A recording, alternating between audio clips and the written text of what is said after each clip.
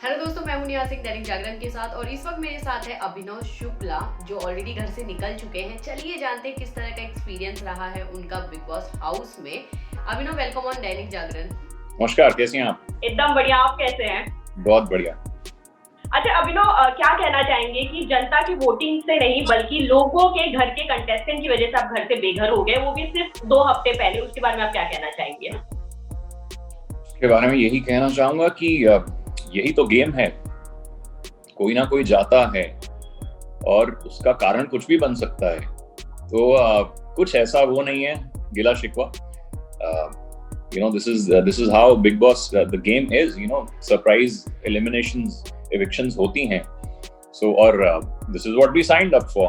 जब भी आप और रूबी साथ में आते थे वोटिंग ट्रेंड में, तो हमेशा रूबी नंबर 1 नंबर 2 पे आप हमेशा रहते थे बाकी सारे कंटेस्टेंट को छोड़कर। उसका भी क्या कहना चाहेंगे कि गलतफहमी घर के अंदर लोग क्यों पाल के बैठे थे? उन लोगों की इनसिक्योरिटी है, जेलसी है, या उनका गेम स्ट्रेटेजी जो भी कह सकते हैं। तो ऑफ कोर्स, लेकिन मैं भी आई वाज स्मार्ट इनफ। मुझे पता था जो बाहर से आ रहा है उसकी फीडबैक कितनी सुननी है, कितनी माननी है और क्या क्या चीजें रिजेक्ट करनी है। तो बेसिकली हमारी इंजीनियरिंग में एक टर्म होती है signal to noise ratio.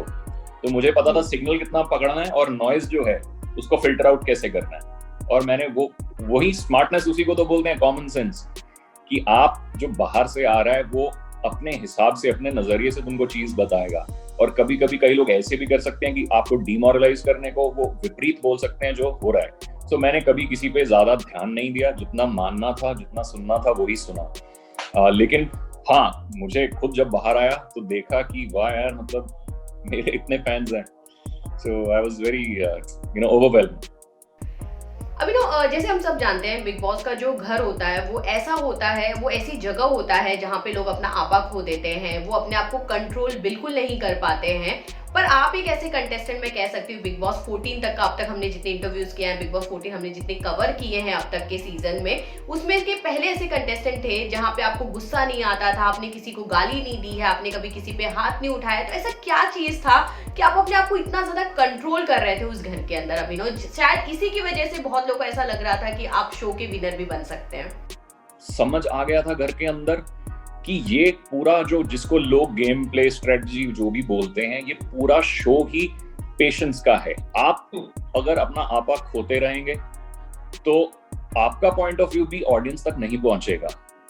So audience तक क्लैरिटी से अपना पॉइंट ऑफ व्यू पहुंचाने के लिए आप हर बार लड़ झगड़ नहीं सकते हैं। और कई लोगों को आदत होती है जानबूझ के लड़ने की। तो जब आपको समझ आ जाता है कि उसको सिर्फ आदत ही लड़ने की है, तो आप भी बोलते हैं क्या टाइम वेस्ट आदमी है, मुझे नहीं लड़ना तेरे से, ये ले। तो इसलिए and I was patient in the beginning. I knew कि लोग बटन्स पुश करेंगे, लेकिन फिर आखिर के कुछ हफ्तों में मेरा भी जो गुस्सा है वो दिखा लोगों को, क्योंकि कितना सुन लेगा आदमी। अभिनव, आपको जैस्मिन के बारे में क्या कहना चाहेंगे? जैसे ही वो घर से बाहर निकली, घर के अंदर आई, वो कहीं ना कहीं बहुत ज्यादा नाराज आपसे और रुबीना से नजर आ रही थी। एक तरह से रुबीना और जैस्मिन का जो एक झगड़ा हुआ, जहाँ पे रुबीना ने ये बात भी कहा कि जैस्मिन आप मेरे से जेलस फील करती हो। क्या इसकी वजह ये हम मान सकते हैं कि कहीं ना कहीं उनकी और अली की दोस्ती बहुत ज्यादा स्ट्रांग हो गई है, रुबीना को जो जैस्मिन को अच्छी नहीं लग रही है? या तो फिर जैस्मिन को ये बात समझ में आ चुकी है कि रुबीना बाहर कितना ज्यादा ट्रेंड कर रही है, लोगों को उनको कितनी ज्यादा मोहब्बत मिल रही है? आप इसके बारे में क्या कहना चाहेंगे? देखिए, आपके सवाल में ही जवाब था आपका। और जैस्मिन के बारे में मैं एक ही चीज कहूंगा, आई डोंट नो हर। अगर हस्बैंड और वाइफ साथ में खड़े होते एक ट्रॉफी के लिए तो वो अपने आप में बहुत बड़ी बात होती। पर मैं एक सवाल जाते थे जरूर आपसे और पूछना चाहूंगी कि वैलेंटाइन डे के कितना मिस करने वाले हैं आप एक तरह से रुबीना को, क्योंकि वैलेंटाइन डे पे वो घर के अंदर रहने वाली है, आप घर के बाहर रहने वाले हैं। तो उसके बारे में जरूर जानना चाहूंगी कि कितना ज्यादा मिस करने वाले हैं आप कहीं ना कहीं रुबीना को। मैंने ये प्लान किसी को बताया नहीं था।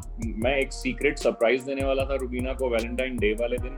मैंने बहुत सारी चीजें अंदर करने वाला था, कुछ इंटरेस्टिंग सेटअप, सरप्राइज, लेकिन वो बस प्लान चौपट हो गया।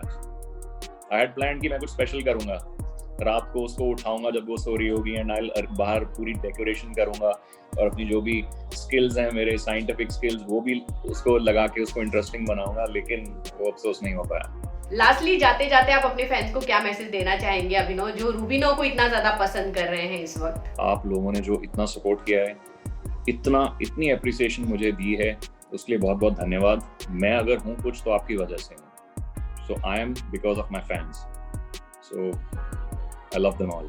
Thank you so much Abhinav हमसे बात करने के लिए। Thank you. Thank you, bye. Thank you.